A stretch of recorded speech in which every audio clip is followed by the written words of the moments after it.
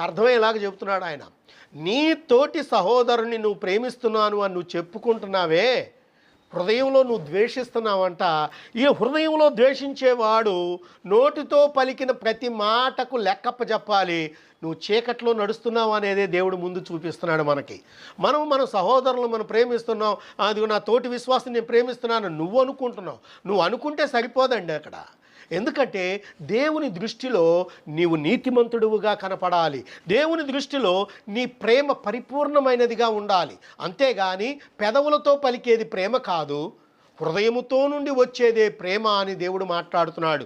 అందుకనే దేవుడు అంటాడు, దేవుడు పైవేషమును చూచువాడను కాదు, అంతరంగమును పరిశీలించువాడనై ఉన్నాను అన్నాడు. నీ అంతరంగాన్ని దేవుడు పరిశీలిస్తున్నప్పుడు నీ తోటి వారిని నువ్వు ఏ విధముగా ప్రేమిస్తున్నావో అప్పుడే అర్థమవుతుంది.